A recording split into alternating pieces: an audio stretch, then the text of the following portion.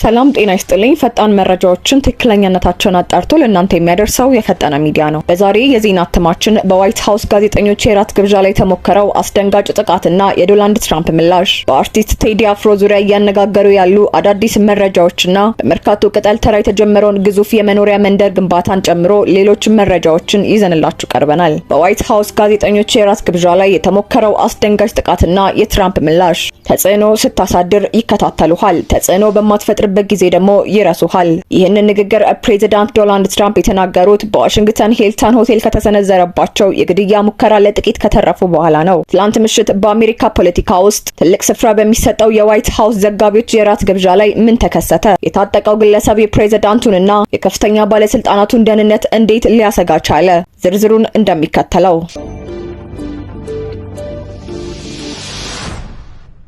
የተሰበሰቡበት ታላቅ የምሽት ግብዣ ላይ ከፍተኛ ድንጋጤ ተፈጥሮ አምሽቷል። በዝግጅቱ ላይ ፕሬዚዳንት ዶናልድ ትራምፕን ጨምሮ የምክትል ፕሬዚዳንት ጄዲ ቫንስ፣ የውጭ ጉዳይ ሚኒስትሩም ማርኮ ሩቢዮ መገኘት ጥበቃውን ጥብቅ ቢያደርገውም አንድ ግለሰብ ግን ይህንን ሁሉ ጥሶ ለመግባት ችሏል። ኮል ቶምስ አለን የተባለው የ31 ዓመት ግለሰብ የጦር መሳሪያና ቢላዋ ታጥቆ ወደ ሆቴሉ የገባ ሲሆን በአዳራሽ ውስጥ የነበሩ የደህንነት አባላትን ጥሶ ለመሮጥ ሲሞክር በቪዲዮ ታይቷል። ግለሰቡ በሆቴሉ ግቢ ውስጥ ተኩስ የከፈተ ሲሆን አንድ የፖሊስ አባልም በጥይት መመታቱ ተረጋግጧል። ይሁን እንጂ ፖሊሱ የጥይት መከላከያ ልብስ ለብሶ ስለነበር ለሕይወቱ የሚያሰጋ ጉዳት ሳይደርስበት መትረፉን የኤፒ የዜና ወኪል የፖሊስ ምንጮቹን ጠቅሶ ዘግቧል። ጥቃቱ እንደተሰማ የፕሬዝዳንቱ ልዩ የደህንነት ቡድን ፕሬዝዳንት ትራምፕን በፍጥነት ከአዳራሹ አውጥተዋል። በአዳራሹ የነበሩ እንግዶች ከፍተኛ ድንጋጤ ውስጥ በመውደቃቸው ለደህንነታቸው ሲሉ በጠረጴዛዎች ስር ለመሸሸግ ተገደዋል። የቢቢሲ ዘገባ እንደሚያመለክተው በወቅቱ በስፍራው የነበሩ ሁሉም ከፍተኛ የመንግስት ባለስልጣናት በደህንነት አባላት ታጅበው ከሆቴሉ እንዲወጡ ተደርጓል። ፕሬዝዳንት ትራምፕ ከጥቃቱ ከ2 ሰዓታት በኋላ በሰጡት መግለጫ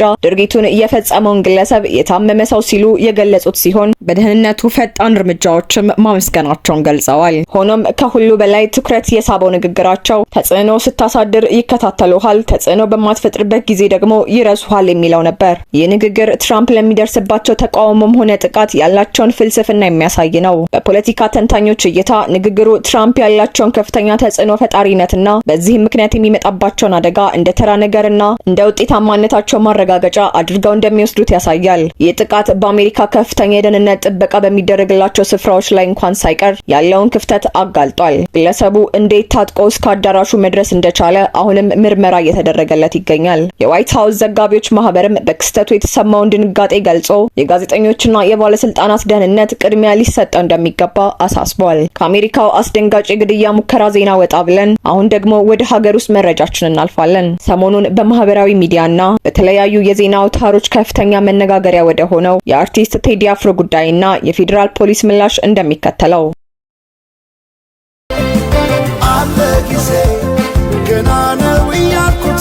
አዲሱን ኢትዮሪክ አልበሙን ካቀረበ በኋላ በዙሪያው ያሉ ክስተቶች መነጋገሪያ ሆነዋል። ቤቱ ሆኖ በሰላም እየኖረ ነው የሚለው የፌዴራል ፖሊስ መግለጫና የሙዚቃው ስቱዲዮ ተዘርፏል፣ የቅርብ ሰዎቹም ታስረዋል የሚሉት መረጃዎች ተፋጠዋል። ዛሬ በቴዲ አፍሮ ዙሪያ ያሉ እውነተኛ መረጃዎችንና የፌዴራል ፖሊስን የሰሞኑን ምላሽ በዝርዝር እናያለን።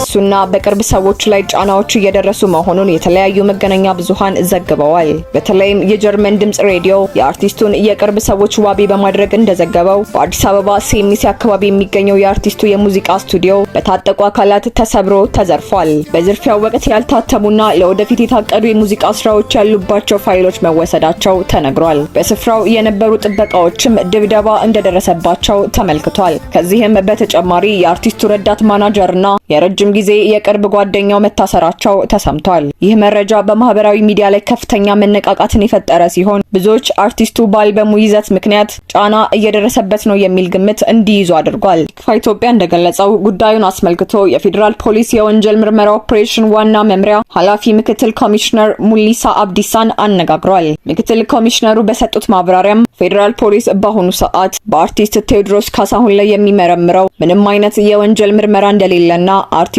ተጠርጣሪ እንዳልሆነ ገልጸዋል። ፖሊስ እንዲህ አይነት ውንብድና እንደማይሰራ ገልጸው የሙዚቃ መሳሪያ ተወሰደ ተብሎ የሚወራው መረጃ ሙሉ በሙሉ ውሸትና በሳይበር የሚናፈስ የፈጠራ ወሬ ነው ብለዋል።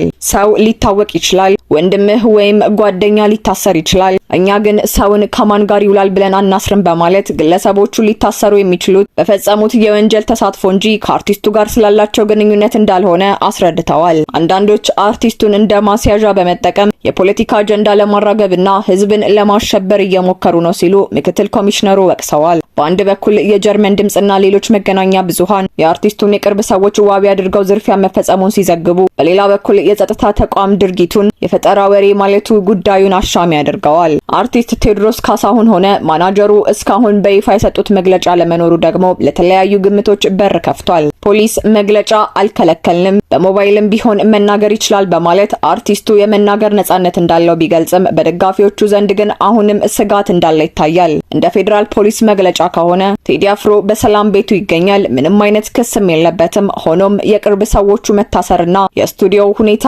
አሁንም የበርካታ ኢትዮጵያን መነጋገሪያ ሆኖ ቀጥሏል። የዜጎች ህገ መንግስታዊ መብት መከበርና የጸጥታ ተቋማት ግልጽነት ለሀገር ሰላም ወሳኝ መሆኑን ተንታኞች ይገልጻሉ።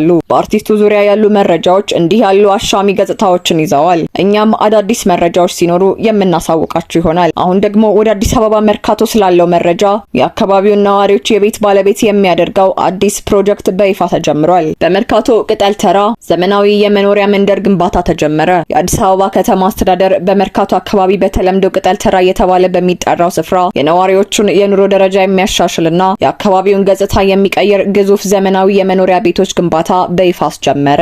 በ10,000 ካሬ ሜትር መሬት ላይ ያረፈው ይህ አዲስ የመኖሪያ መንደር በውስጡ 9 ህንጻዎችን የሚይዝ ሲሆን እያንዳንዱ ህንጻ 8 ወለሎች ይኖሩታል። በአጠቃላይ ከ500 በላይ ቤቶች እንደሚገነቡበት የተገለጸ ሲሆን ግንባታውም እስከ መጪው አዲስ ዓመት ድረስ ተጠናቆ ለነዋሪዎች እንደሚተላለፍ ታቅዷል። መንደሩ ከመኖሪያው ቤቶች በተጨማሪ ሌሎች መሰረተ ልማቶችን ያካትታል። ለህፃናትና ለወጣቶች የመጫወቻ ስፍራዎች፣ ለአረጋውያን ምቹ የሆኑ የእረፍት ቦታዎች፣ በመንገድ ዳር የሚገኙና ተጨማሪ የንግድ ሱቆች። የግንባታ ስራውን በይፋ ያስጀመሩት ከንቲባ አዳነች አቤቤ እንደገለጹት አካባቢው ቀደም ሲል እጅግ የተጨናነቀና ለመሰረተ ልማት ዝርጋታ ምቹ ባለመሆኑ ከፍተኛ ችግር ሲታይበት ቆይቷል። በተለይም በስፍራው የእሳት አደጋ በሚከሰትበት ወቅት የመኪና መግቢያ መንገድ በመጥፋቱ አደጋውን ለመቆጣጠር ፈታኝ ሆኖ መቆየቱን አስታውሰዋል። ከንቲባዋ አክለውም ግንባታው የአካባቢው ማህበረሰብ ያካተተ እንደሚሆን ሲገልጹ አካባቢው ላይ ያለውን ማህበረሰብ እዚሁ እናስገባለን፣ ከዚህ የተነሳችሁትን የቅድሚያ ሰጥተን ወደ ቤታችሁ መግባት እንድትችሉ እንጥራለን ብለዋል። ከንቲባዋ አያይዘውም አስተዳደራቸው ለነዋሪዎቹ የሚገባው ቃል በጥናት ላይ የተመሰረተ መሆኑን ሲገልጹ ያልተዘጋጀንበትንና በደንብ ያላሰብንበትን ቃል አንገባም፣ ተዘጋጅተን ነው ቃል የምንገባላችሁ ሲሉ አረጋግጠዋል። ይህ ፕሮጀክት በመርካቶ አካባቢ የሚታየውን የቤት እጥረት ከመቅረፍ ባለፈ የቀድሞ ነዋሪዎቹን ሳያፈናቅል በነበሩበት ስፍራ ዘመናዊ አኗኗር እንዲላመዱ ለማድረግ ያለመ መሆኑ ተገልጿል። የግንባታው መጠናቀቅ ለአካባቢው አዲስ መንፈስና ዘመናዊ የከተማ ገጽታን እንደሚያላብስ ይጠበቃል። ለዛሬ ያዘጋጀናቸው መረጃዎች እነዚህን ይመስሉ ነበር። መረጃዎችን በፍጥነትና በጥራት ለማግኘት ፈጠነ ሚዲያን ሰብስክራይብ ማድረግ እንዳትረሱ።